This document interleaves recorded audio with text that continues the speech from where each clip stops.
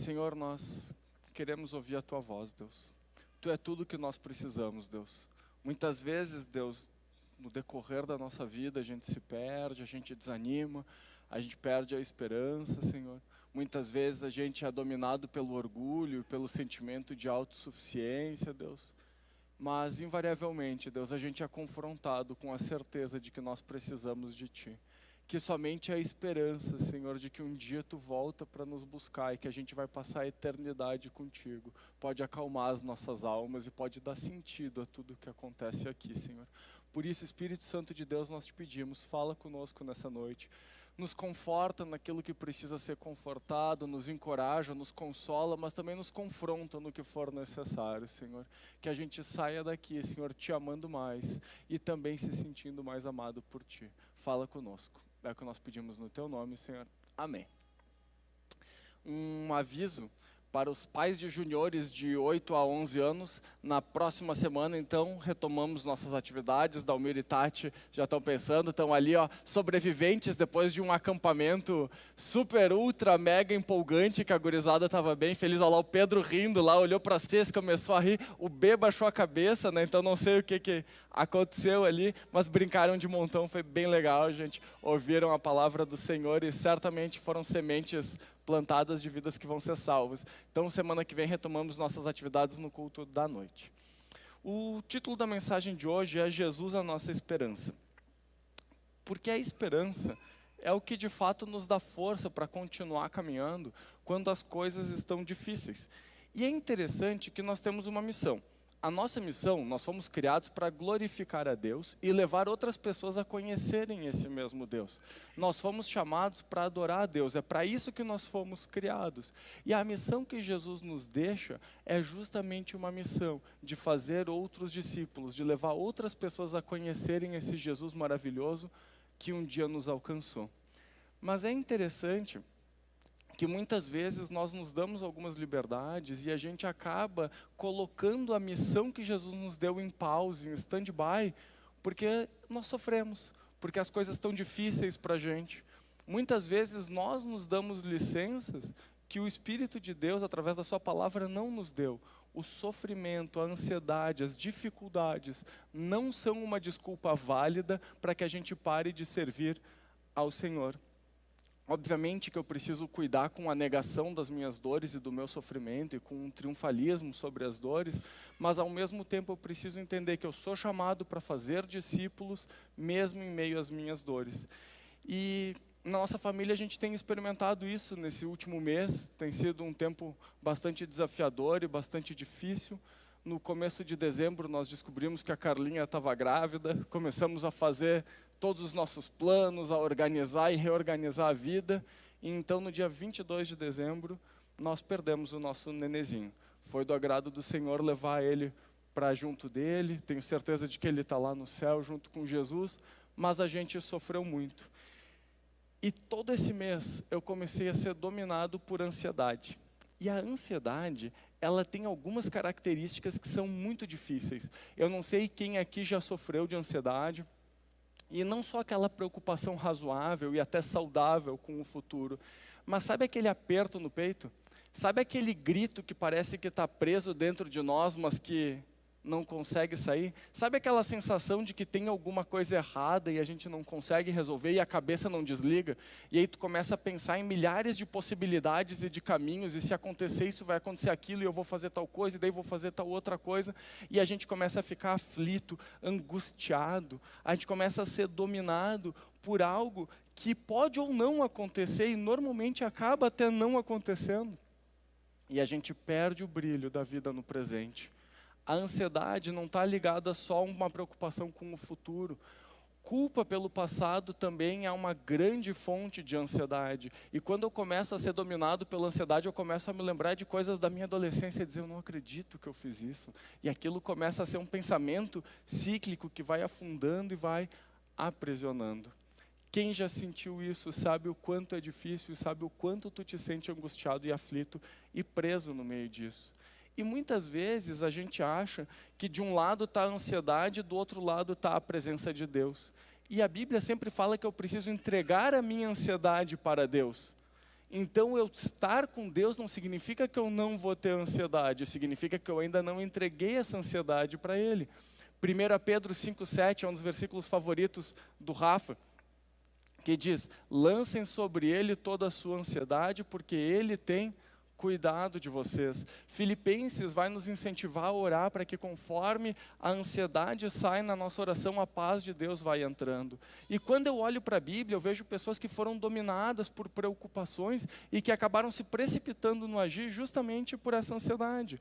Por exemplo, a gente vai ter Sara. Sara vai receber uma promessa de Deus e, preocupada com a demora de cumprir aquilo que Deus prometeu, ela mete os pés pelas mãos e tenta resolver ela mesma. Existem pessoas que acabam sendo dominadas por uma ansiedade porque elas querem muito agir em nome de Deus, por Deus e defender Deus, como a gente vê Pedro fazendo.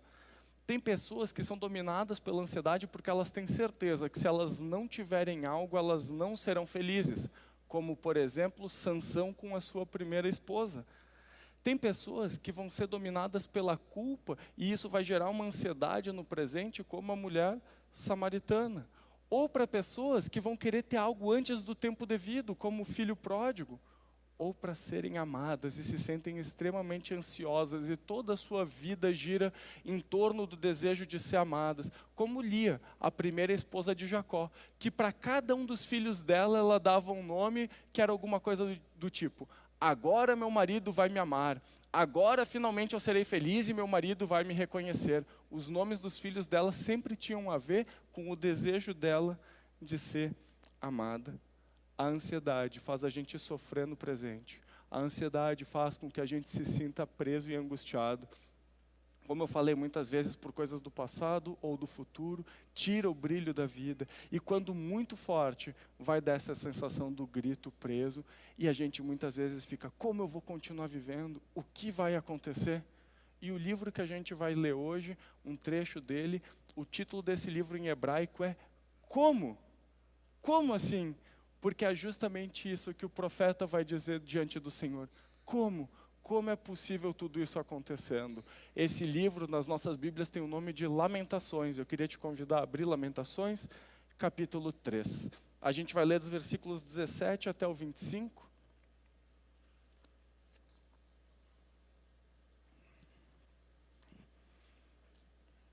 O profeta começa dizendo assim, versículo 17. Capítulo 3, versículo 17. Já não sei o que é ter paz, e esqueci o que é desfrutar o bem. Então eu disse: não tenho mais forças, a minha esperança no Senhor acabou. O profeta está dizendo que ele esqueceu o que é estar bem. Poucas coisas fazem a gente perceber que a gente estava bem, quanto a gente está mal.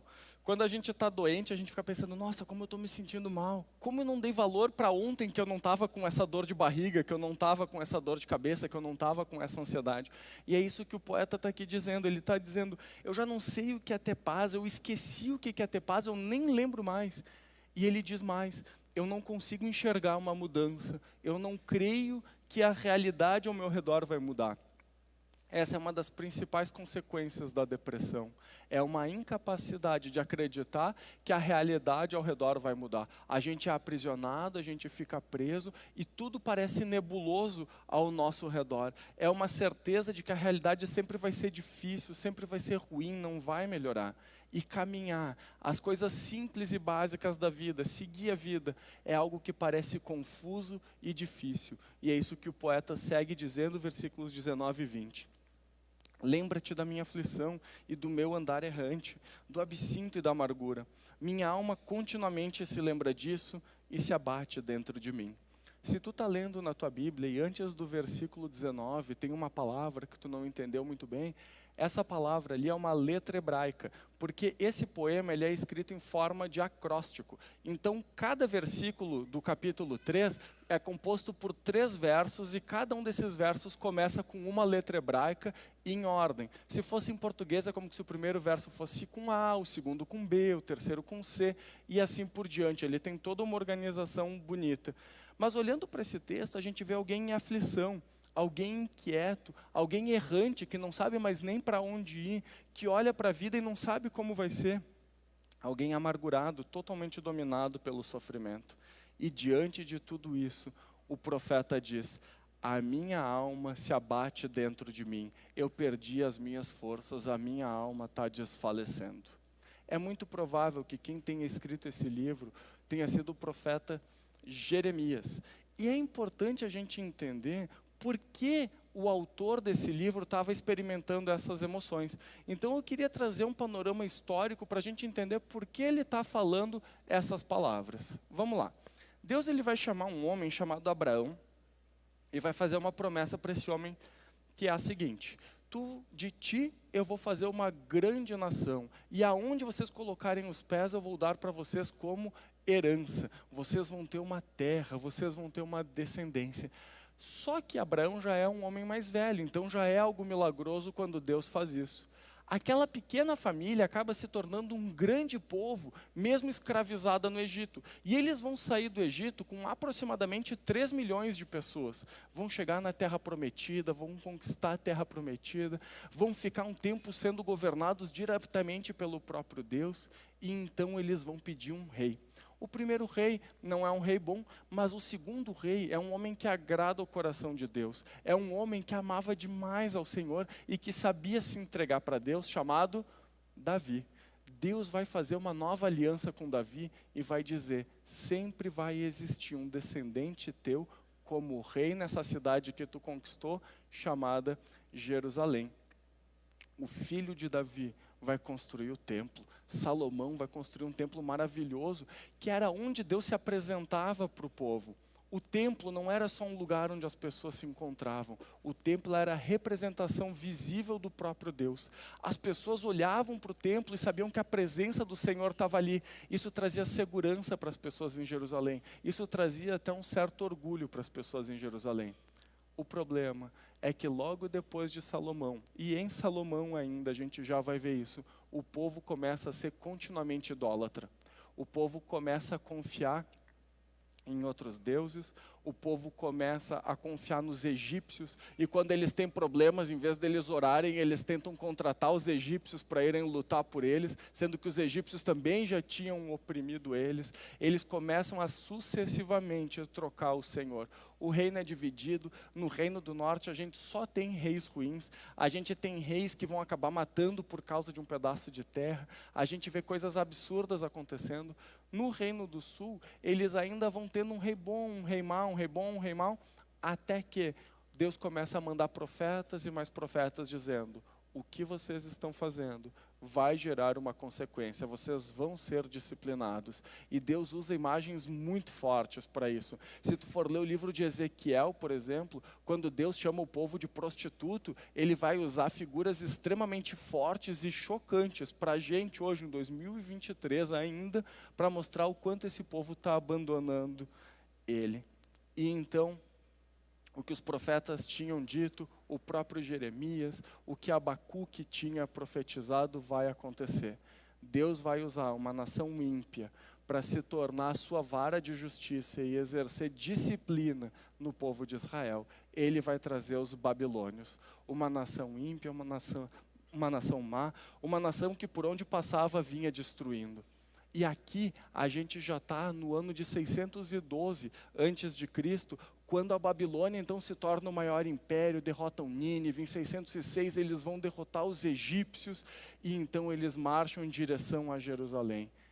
E aí acontece algo muito forte na nação de Israel. Se tu quiser ler isso depois, dá uma olhada em 2 Reis 24 e 25, eu vou dar um resumo. Um rei chamado Nabucodonosor chega ao poder em 606, ele era filho do antigo rei, ele era um general muito famoso, e ele então vai derrubar o rei Jeoaquim e vai colocar o rei Joaquim no lugar. O rei Joaquim vai ver o templo ser invadido, ser saqueado e um pedaço do povo ser levado para o exílio. Ele meio que se revolta e Nabucodonosor tira Joaquim e coloca o tio dele no lugar, um cara chamado Zedequias. Só que o Zedequias tem uma brilhante ideia. A brilhante ideia de Zedequias é se revoltar contra os babilônios e tentar se libertar. Naquela época, as cidades eram muradas ao redor como forma de proteção. E um exército experiente, com muitos recursos, não ia tentar invadir, como a gente vê nos filmes. Aqui no filme precisa ser emocionante, senão a gente para de assistir, né? Mas nas guerras eles não invadiam, era muito custoso, muitas pessoas iam morrer. Como eles faziam para dominar uma cidade? Eles cercavam aquela cidade, impedindo que entrasse comida na cidade. E eles, com pedras, desviavam os rios e parava de entrar água na cidade. Então a cidade ficava cercada, sem comida e sem água, até que uma hora eles decidiam se render e se entregavam. A cidade de Jerusalém vai ficar cercada por 2 anos, enquanto Zedequias é o rei. E esses 2 anos são um período extremamente tenebroso. A Bíblia vai nos dizer que as crianças passavam tanta sede que a língua dos bebês estava começando a grudar no céu da boca. E que algumas mães, para não morrerem de fome, cozinharam os próprios filhos e praticaram o canibalismo.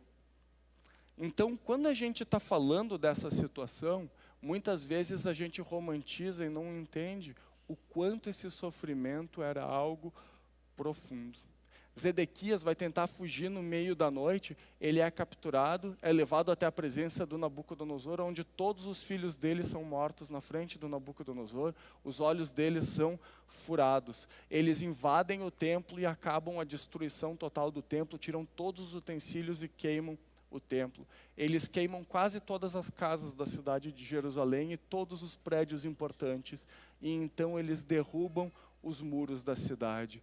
E derrubar os muros da cidade era algo muito significativo, porque além de deixar uma cidade sem proteção e sem nenhuma chance de se reerguer, de tentar se rebelar de novo, também era um sinal de que ela já tinha sido derrotada. Então todo mundo que passasse por Jerusalém ia ver os muros derrubados e ia entender que eles tinham sido derrotados, eles tinham sido entregues para os inimigos. Os principais líderes militares são executados e Nabucodonosor coloca um outro camarada para governar Jerusalém, chamado Gedalias. O Gedalias é assassinado pelos próprios judeus, e aí eles ficam com medo que o Nabucodonosor termine de matar todo mundo e fogem para o Egito. Mais uma vez não buscam a Deus e buscam socorro no Egito. Se tu lê o livro de Jeremias, tu lembra que eles tentam levar o Jeremias à força junto para o Egito, e a situação é algo realmente catastrófico. Quem falou as palavras que a gente acabou de ler é um sobrevivente, que acabou de ver e de viver toda essa situação. Ver as pessoas passando fome, ver as pessoas em uma angústia e um sofrimento gigante. E para os judeus foi mais do que uma cidade destruída, porque era a cidade de Deus, como eu falei para vocês. Era o lugar onde a presença de Deus se manifestava. E ela destruída mostrava que o próprio Deus estava entregando eles para os inimigos. A tristeza do profeta não é somente pelo sofrimento e pela humilhação. Também tem relação com a certeza, com a comprovação de que eles tinham desagradado a Deus, rejeitado Deus continuamente, mesmo depois das advertências de Deus. Finalmente, o que Jeremias, Abacuque e os outros profetas tinham profetizado fazia sentido na cabeça daquele povo. O sofrimento foi realmente muito grande. Devastação e matança, canibalismo, exílio, porque os babilônios tinham esse costume de, quando eles dominavam uma nação, tirar o povo da sua terra e jogar para outros lugares do império deles, para aumentar a miscigenação, diminuindo a chance de rebelião, tirando a cultura daquele próprio povo, para que o povo não continuasse tentando se libertar. O sistema de adoração tão cuidadoso que tinha sido instituído terminou. E é por isso que eu queria te convidar a ler essas mesmas palavras que a gente leu, entendendo todo esse contexto histórico e entendendo o quanto esse homem tinha sofrido. Versículo 17 vai dizer o seguinte: não sei o que é ter paz e esqueci o que é desfrutar do bem. Então eu disse, não tenho mais forças, a minha esperança no Senhor acabou. Lembra-te da minha aflição e do meu andar errante, do absinto e da amargura. A minha alma continuamente se lembra disso e se abate dentro de mim. A queda de Israel vai gerar um trauma naquele povo. Tanto que o profeta, no primeiro capítulo de Lamentações, vai comparar a queda da cidade com ter perdido um ente querido. É comparado com um luto por uma pessoa que se amava muito morta. Imaginem a desordem psicológica, a dor emocional, a ansiedade por culpa, o medo do futuro que essas pessoas estavam vivendo. E no meio de toda essa desordem, aparece um poema cuidadosamente ordenado, usando letras de forma acróstica para fazer todo um enredo que vai fazer sentido. É algo maravilhoso. Os 2 primeiros capítulos têm só um verso, o capítulo 3 tem 3 versos com cada letra. O 4º capítulo é contrário ao primeiro capítulo, mas também com um verso. É uma poesia tão bem estruturada que demonstra um cuidado mesmo em meio a toda aquela desordem. Um poema de lamentação servia para protestar, para chamar a atenção de Deus por que eles estavam passando. Quando o profeta escreve isso, ele está dizendo: ei Deus, tu está vendo como está a minha alma, como está a minha situação? Ele não está negando que o castigo deles é merecido. A calamidade que sobreveio a eles era consequência do que eles tinham feito. Mas ao mesmo tempo, ele sabe quem é o Senhor. E ele sabe que ele pode buscar esse Deus nesse momento. Além disso, um poema como esse de lamentação é uma forma de processar o sofrimento. Sabe quando tu era adolescente e tu tinha um sofrimento, uma tristeza, e daí tu te fechava no teu quarto e ficava ouvindo repetidamente uma música bem triste? Normalmente em inglês, que tu nem entendia a letra. Alguém aqui passou por isso? Alguém passava e ficava ouvindo aquela música triste? Aquela música triste muitas vezes nos ajuda a entender o que a gente está sentindo e a processar os nossos sentimentos. Esse poema, com todo esse sofrimento, é justamente para ajudar o povo a também conseguir olhar para a sua dor e não ser consumida por aquela dor. Serve para desabafar, para expressar a confusão. Mesmo o autor reconhecendo que a calamidade era merecida, ele ansiava pela restauração. E é por isso que esse livro é tão maravilhoso, porque ele é endereçado a Deus. O sofrimento, o clamor, a confusão, as dúvidas, o desespero vão começar a ser contrabalanceados com esperança.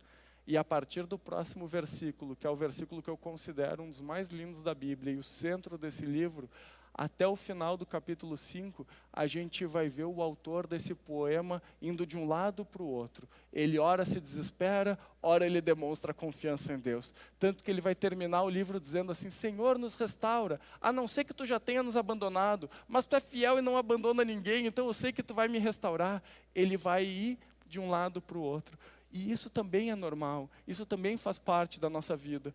Quando a gente está passando por um sofrimento muito profundo, a gente decide que a gente vai confiar em Deus. Mas ao mesmo tempo a gente pensa: mas será que vai dar certo? Será que Deus está me ouvindo? Será que de fato Deus vai me restaurar? Vai porque Ele é bom. Mas está difícil, eu não estou vendo como que Ele vai mudar essa situação. Mas eu sei quem Ele é, então eu vou continuar com Ele. A gente passa por isso e tudo isso é normal.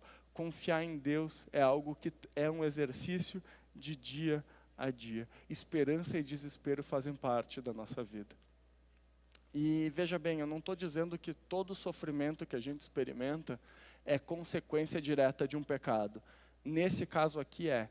E é muito importante tu avaliar se o teu sofrimento, se a tua ansiedade, se a tua dor tem alguma relação com o pecado na tua vida. Sem arrependimento não há restauração. Mas também existem sofrimentos que fazem parte da nossa vida. O sofrimento faz parte da experiência humana. E muitas vezes eu vejo igrejas triunfalistas que dizem que se tu está sofrendo é porque tu está longe de Deus, é porque tu não conhece Deus, é por um monte de coisa. O sofrimento é o que nos nivela, é o que nos lembra de quem a gente é o que nos faz voltar para o próprio Deus. O sofrimento é inevitável. Então, se tu está em sofrimento, que essa palavra fale contigo. Se tu está num momento bom, eu quero te dizer que em algum momento tu vai passar por sofrimento. Isso faz parte. Todos nós estamos sujeitos a isso. Mesmo quando eu passar, mesmo quando eu andar por um vale de trevas e de morte, é certo que a gente vai passar por lá. Então, em meio às aflições internas e externas, busque o Senhor.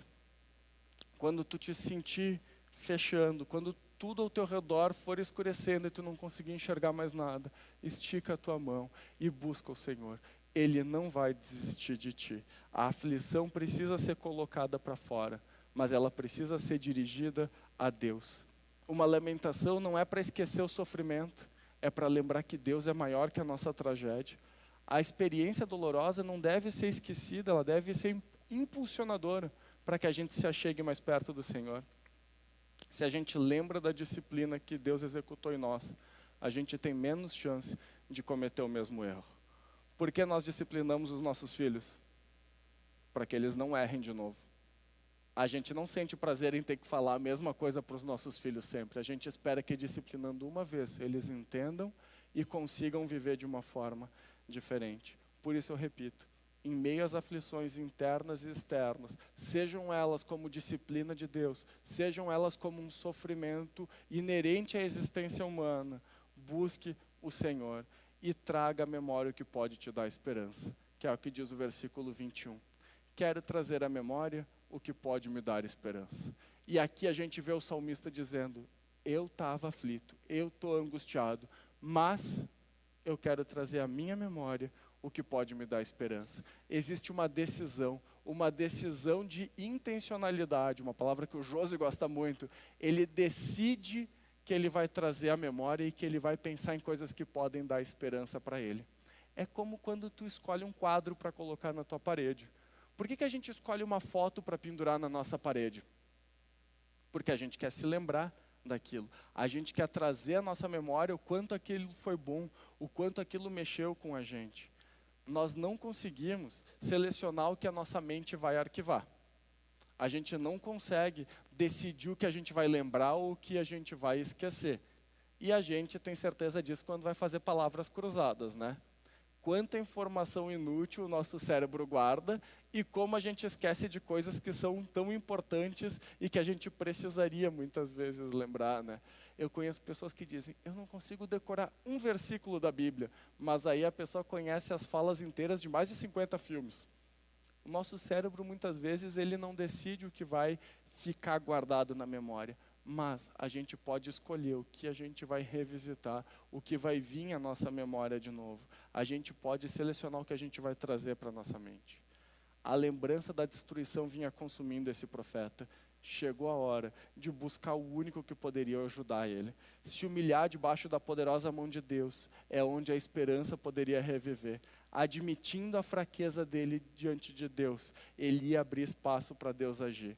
A esperança faz ele ressurgir das cinzas. Esperança é o que nos faz continuar lutando. A falta de esperança nos leva a desistir. Mas enquanto a gente tem esperança de que Deus pode mudar a nossa realidade, a gente continua lutando.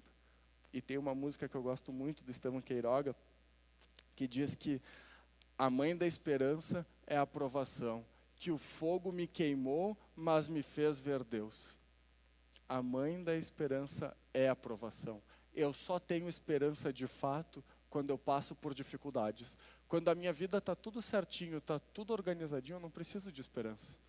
Esperança é aquela certeza, é aquela fé de que as coisas vão mudar. Quando tudo parecer perdido, lembre do Senhor. Esperança não é negar a realidade, mas é entender que Deus continua sendo Deus. E nessa hora, a gente precisa lembrar do caráter do nosso Senhor, que é o que diz o versículo 22. As misericórdias do Senhor são a causa de não sermos consumidos, porque as suas misericórdias não têm fim. O pecado gera morte, e isso é um fato.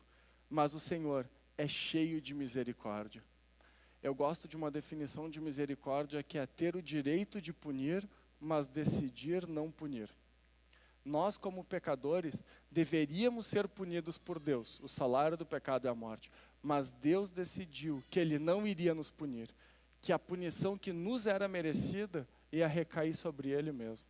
É por isso que Jesus encarna e morre numa cruz.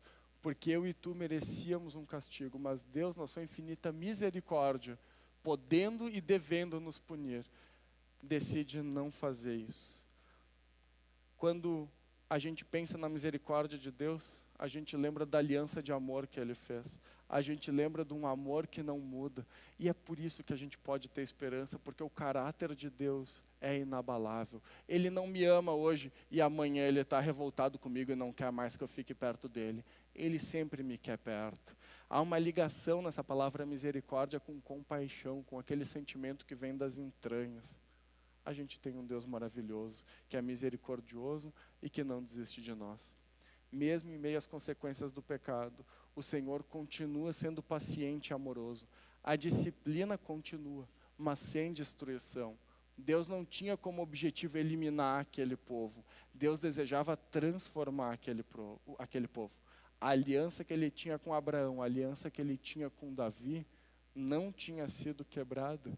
E Jesus vai ser o cumprimento dessas alianças. Pode parecer estranho muitas vezes em 2023, mas a Bíblia trata o sofrimento de uma forma totalmente normal e de uma forma totalmente realista, em que a gente não vai conseguir impedir, fugir do sofrimento. E mais, a Bíblia traz o sofrimento também como um local onde a gente deve adorar. O salmista aqui vai dizer: quero trazer à memória o que pode me dar esperança. São pelas misericórdias de Deus que eu não sou consumido. As misericórdias de Deus não têm fim. E ele começa a adorar. Sofrimento, dificuldades, ansiedade, é um terreno fértil, onde a gente pode crescer em adoração. Poucas coisas como o sofrimento nos fazem orar de uma forma tão real e de uma forma tão honesta. Deus traz justiça à maldade humana, eles vão estar sofrendo castigo por isso, mas o mal não tem a palavra final. Deus é coerente e vai cumprir as suas promessas.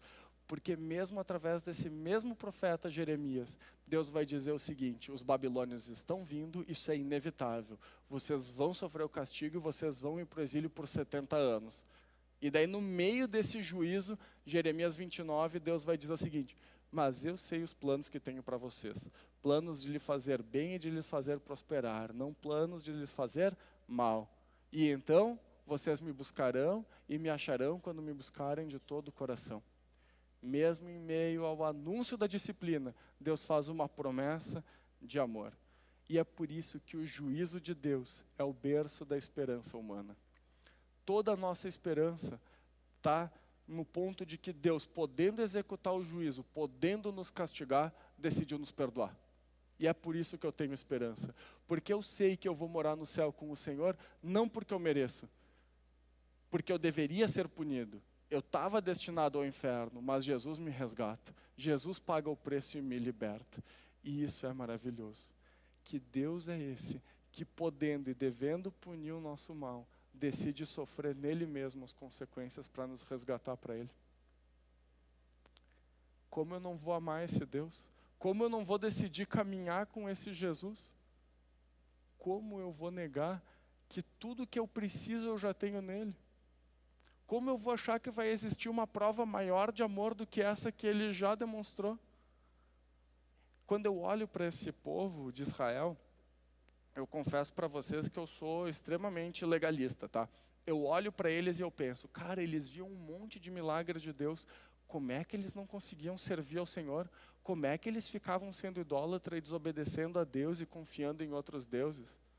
Aí eu me lembro de algumas coisas, como por exemplo, a gente tem uma revelação muito maior que a deles.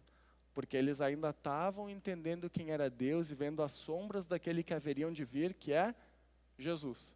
Em Jesus a gente tem a imagem do Deus invisível. Eles não tinham a Bíblia completa, a gente tem. O Espírito Santo ainda não tinha sido derramado. Nós, uma vez que cremos, já recebemos o Espírito Santo. E aí o que a gente faz? Não confia em Deus. Tenta resolver os nossos problemas por nós mesmos, muitas vezes fica confiando em outras coisas que não são o próprio Deus.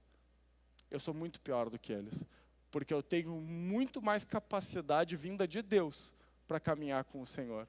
E ao mesmo tempo eu sou muito pior do que eles. Todos nós somos incapazes. E é isso que nos leva até Cristo, é a misericórdia. Tu já tentou ser uma pessoa boazinha? Já tentou fazer tudo certinho? Poucas coisas deixam a gente tão frustrado quanto pela nossa própria força a gente tentar ser bom. É somente o Espírito Santo de Deus em nós, nos santificando dia a dia, nos dando força dia a dia para a gente escolher pelo Senhor, que a gente consegue ser um pouquinho menos ruim. Por isso, quanto mais eu tento E quanto mais eu vejo que eu sou incapaz, a não ser que seja o poder de Deus se aperfeiçoando na minha fraqueza, mais eu confio em Deus, mais eu olho a misericórdia de Deus, e mais eu me lembro que Deus poderia e deveria ter jogado um raio na minha cabeça há muito tempo e hoje também. E ainda assim a misericórdia dele se renovou sobre mim, porque ele é misericordioso. Eu lembro quando eu fui encontrado pelo amor de Deus, e eu entendi que Jesus tinha morrido por mim, que eu era perdoado, que eu ia ser salvo. E eu lembro que a minha oração era sempre a mesma, que era: eu, Senhor, tem certeza que tu não errou? Tem certeza que sou eu mesmo que tu ama, que sou eu mesmo que tu quer resgatar? É para mim que tu está entregando essa misericórdia? E aí o Espírito Santo acalmava o meu coração e fazia eu ter certeza que sim, era comigo. O juízo de Deus, executado nele mesmo, é a maior prova do amor dele e é o que nos dá esperança. A Bíblia nos diz que é no Evangelho que é revelada a justiça de Deus. O Evangelho é o justo morrendo pelos injustos. Isso é misericórdia. Isso é um Deus que é tão soberano sobre o bem e o mal, que ele decide continuar cuidando e amando a gente. Por isso a nossa esperança tem nome. A nossa esperança é Jesus Cristo. Quando o texto diz: quero trazer à memória o que pode me dar esperança, o que pode me dar esperança é eu ter sido amado por Deus e isso ter sido comprovado pelo Senhor Jesus. Jesus, a manifestação da misericórdia, da compaixão, da redenção, da restauração de Deus. Só a fé, a confiança e o relacionamento com Jesus pode nos dar esperança nos dias difíceis. E eu selecionei essa imagem porque muitas vezes a gente mistifica o relacionamento com Jesus e a gente esquece que Jesus também é o nosso melhor amigo, que Jesus também é alguém próximo que caminha com a gente, que não desistiu de nós. Porque muitas vezes a gente entende: tá, Jesus me ama, eu entendo isso, mas é um amor que parece extremamente distante. É um amor que parece algo quase que impalpável. E se tu tem essa sensação, eu quero te indicar uma série. Essa série se chama The Chosen, essa imagem é dessa série. Eu não sei como vão ser as próximas temporadas, eu não sei se eles vão fazer bobagem ou não, mas até agora essa série tem sido muito boa na minha relação com Jesus. Eu não queria assistir, eu confesso isso, o Cris está ali rindo, né? Porque o Cris foi uma das pessoas que mais me falou dessa série, o Misa também me falou dessa série, e mais algumas pessoas vieram e me disseram: cara, tu tem que assistir isso, tu tem que assistir isso. E eu pensei: modinha de crente. E eu já sou vacinado contra a modinha de crente, né? Porque vocês sabem que filme de crente normalmente é muito ruim, né? Ninguém tem dúvidas aqui sobre isso, né? São efeitos especiais mal feitos, atores que estão mais perdidos do que eu, se estivesse lá fazendo alguma coisa. E aí a Carla disse: Felipe, eu quero assistir. Eu disse: eu não vou assistir esse negócio aí. Ela disse: então eu vou assistir sem tu estar junto. Eu disse: vai tranquila.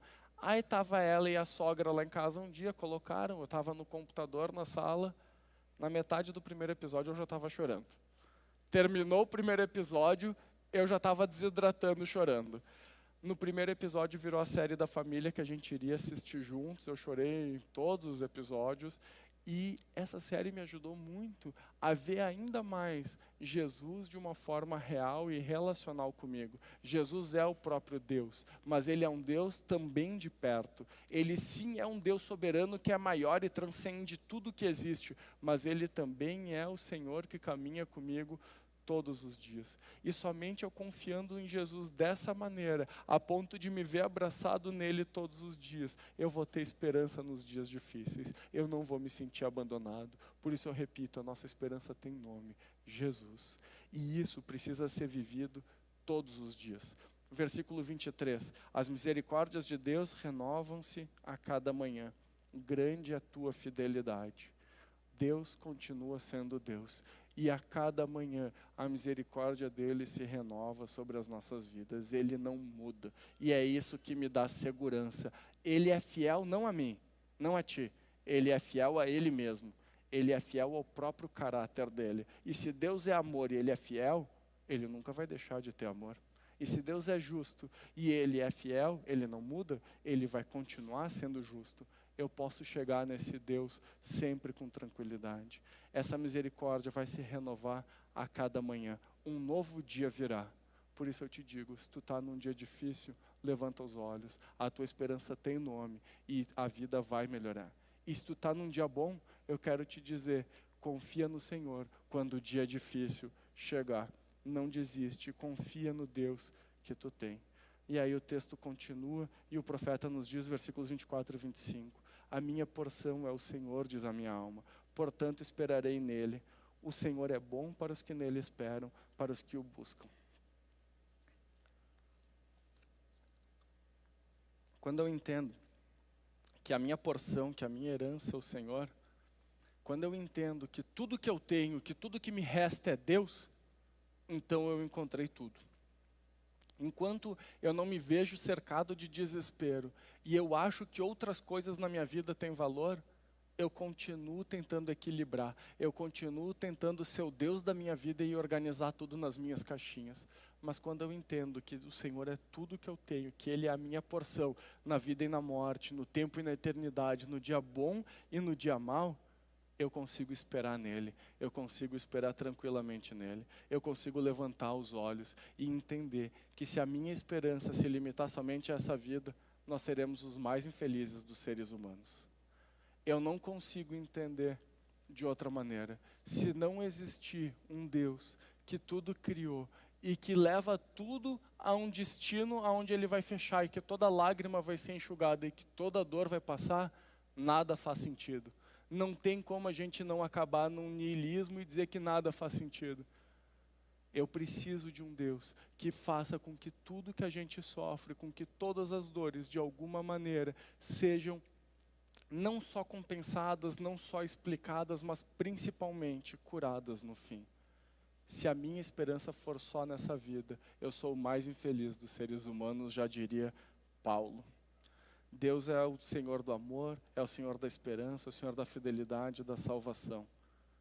E o sofrimento é uma das únicas ferramentas que nos balança de fato e que nos faz pensar e que nos dá um choque de realidade. Por isso eu queria te perguntar se a tua teologia, se a tua relação com Deus, se a tua visão de vida aceita o sofrimento.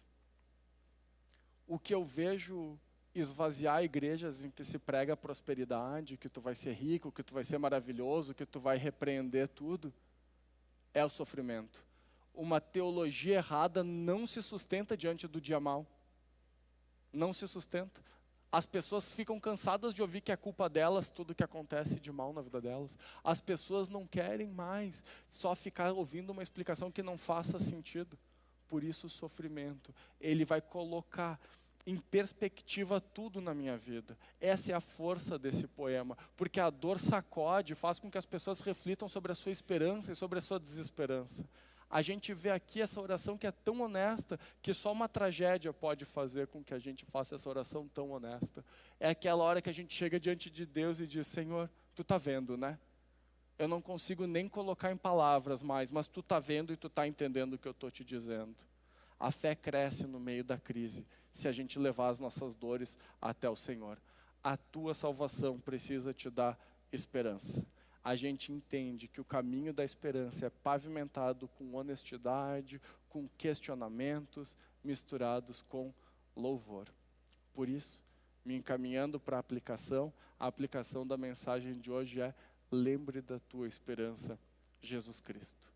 Eu queria te convidar durante a semana a ler o livro de Lamentações, são só 5 capítulos, é um poema, tu já entendeu o fundo histórico do que estava acontecendo, então as palavras vão ter muito sentido para ti.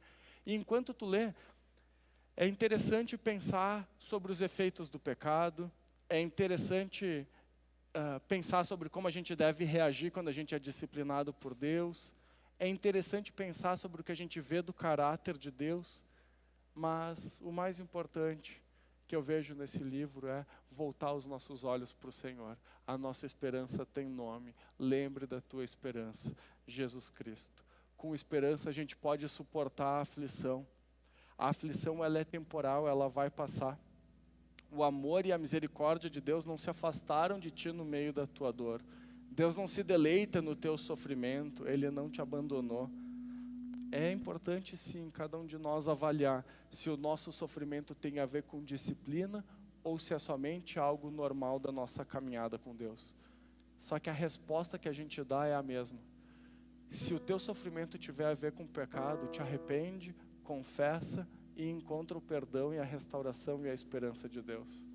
Se por acaso o teu sofrimento não tem a ver com pecado, é um sofrimento de algo que não está nas tuas mãos, te entrega ao Senhor e encontra esperança para continuar caminhando com o Senhor.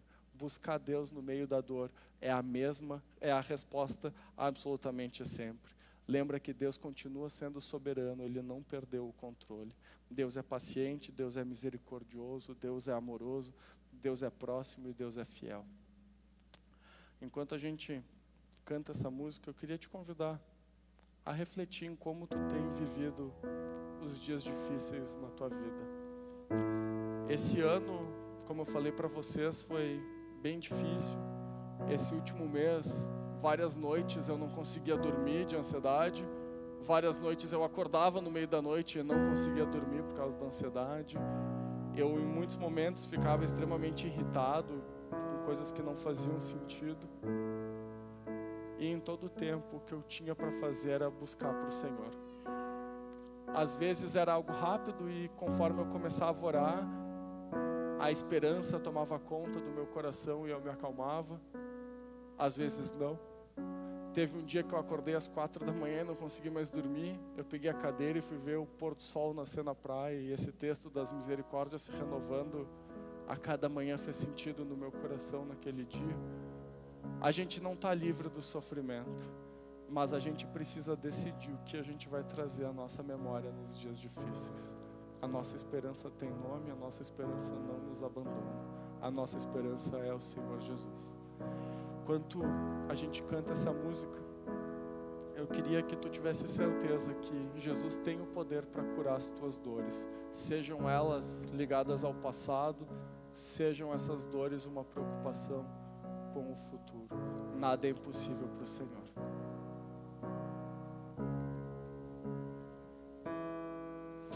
Me escutas quando clamo e acalma o meu pensar. Me levas pelo fogo, curando todo o meu ser. Confio em ti, confio em ti. Creio que tu és a cura, creio que és tudo para mim.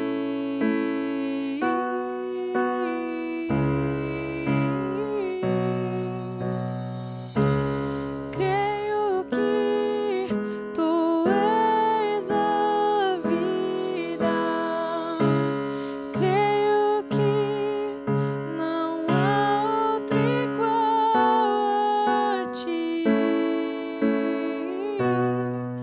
Jesus, eu preciso de ti.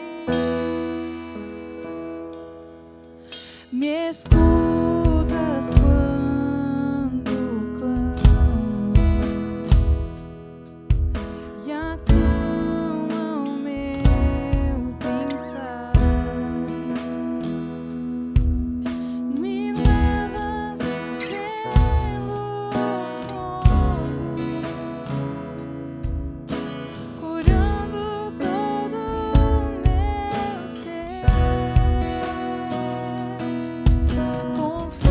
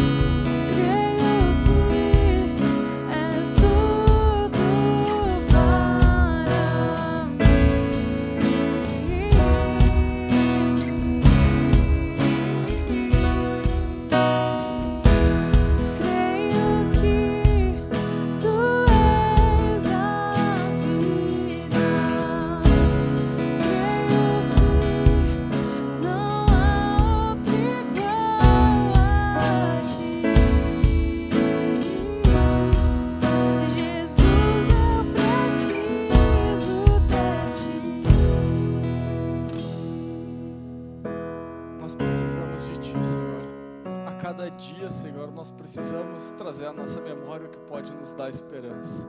E é o Teu caráter amoroso e misericordioso que nos dá esperança a cada dia, Senhor. Nos livra de nós a cada dia, Senhor. Nos faz mais parecidos contigo a cada dia, Senhor. Nos ajuda, Senhor, a Te buscar, Senhor, de uma forma cada vez mais real, Senhor.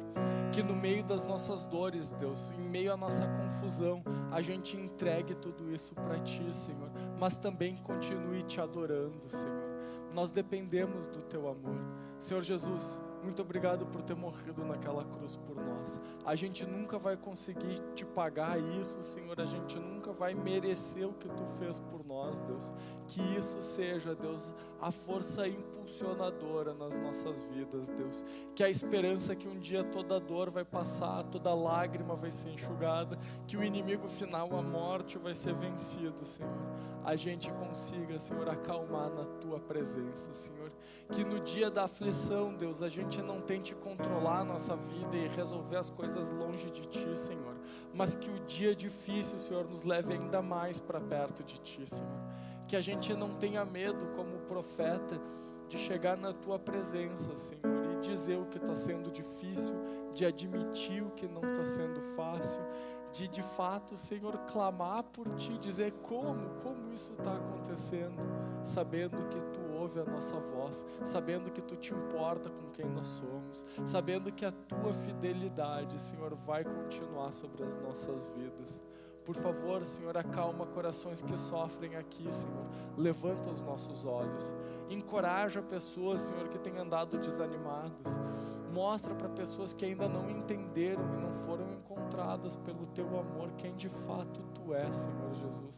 Aquele que organiza o que parece desorganizado, aquele que dá sentido ao que parece não ter sentido, aquele que restaura o que parece quebrado de forma irremediável. Senhor, nós dependemos de Ti. Nós nos ajoelhamos na Tua presença, Senhor, admitindo que é na nossa fraqueza que o Teu poder vai se aperfeiçoar e que somente o Teu poder é vida em nós e é o que nos faz continuar caminhando. Que aqueles, Deus, que estão desfrutando um momento bom agora, Senhor, sejam gratos por isso, Senhor, e se preparem, e no dia da aflição não vejam isso como simplesmente um castigo, um abandono, mas vejam justamente como uma prova que pode levar mais para perto de Ti. Nos ajuda, Senhor, a não evitar os caminhos pelos quais Tu quer que a gente passe, Senhor. Que como a gente cantou aqui, Senhor, muitas vezes Tu vai nos levar pelo fogo, Senhor, e isso é difícil. E a gente admite que a gente não quer, mas pela confiança em Ti, Senhor, nós queremos viver os processos que Tu quer que nós tenhamos na nossa vida, Senhor. Nos ajuda a levantar os nossos olhos, a Te ver em todo o tempo, a Te buscar em todo o tempo. Aumenta a nossa confiança. Mais uma vez, Senhor, nós queremos cantar a Ti, Senhor, declarando que Tu é maior que as nossas dores, que a esperança que a gente tem em Ti é muito superior ao que está sendo difícil e que para Ti, Senhor, nada é impossível. Cura feridas, Deus. Cura feridas que pessoas aqui têm certeza que não vão sair das suas vidas, Senhor. Enxuga lágrimas, Deus, que há muitos anos têm sido derramadas, Senhor. Cura, Senhor, cada um de nós, Senhor, pela presença do Teu Santo Espírito, e que isso seja testemunho para a honra e glória do Teu nome, Senhor. Por isso, mais uma vez cantamos que Tu és a cura, Senhor.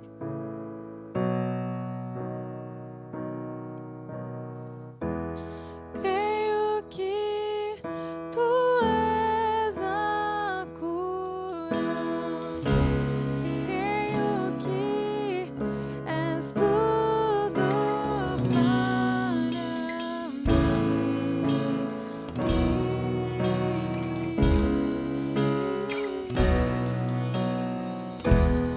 Creio que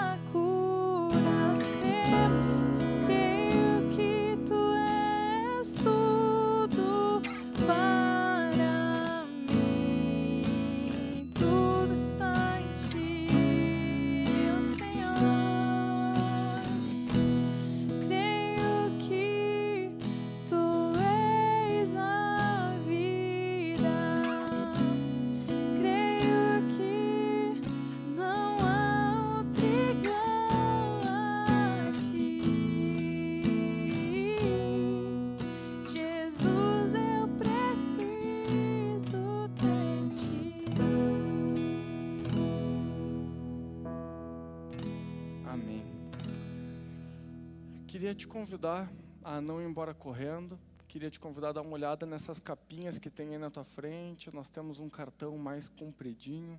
Nesse cartão tem algumas decisões aí. Se tu quer entender mais sobre quem é esse Jesus, sobre por que nós cremos que Jesus morreu na cruz por nós, sobre quem é esse Deus Pai, quem é o Espírito Santo, preencha ali que você gostaria de ser batizado, você vai ter esse estudo. Se você vem de outra igreja ou foi batizado aqui e quer se tornar membro, tem essa opção. E talvez tu está passando por um momento difícil e tu precisa conversar com alguém para entender um pouco melhor esse momento difícil, essa dor e como olhar para o Senhor no meio da tua aflição.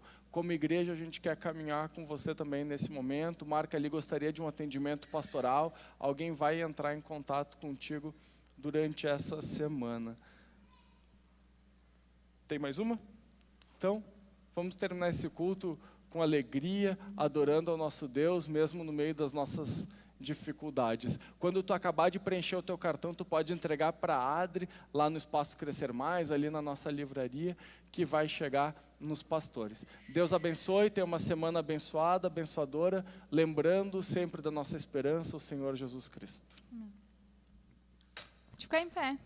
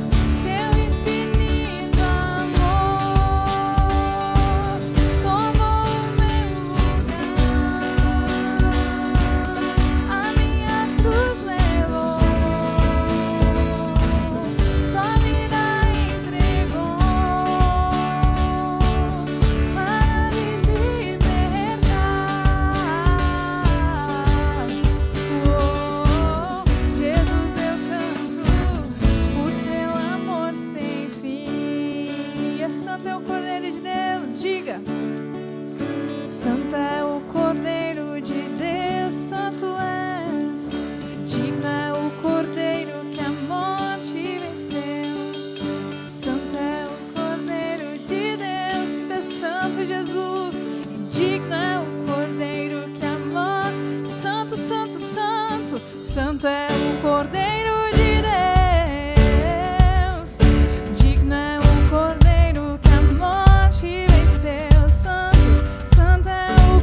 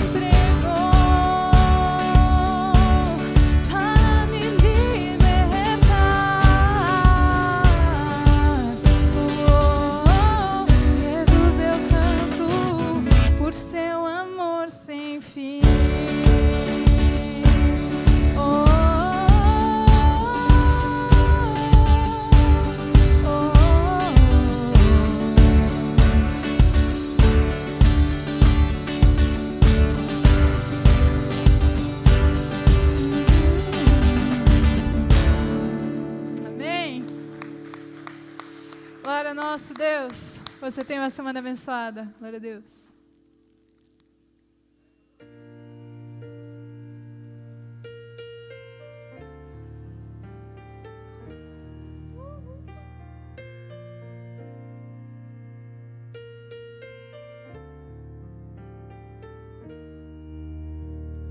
Graça, gloriosa graça, graça, gloriosa graça, lá na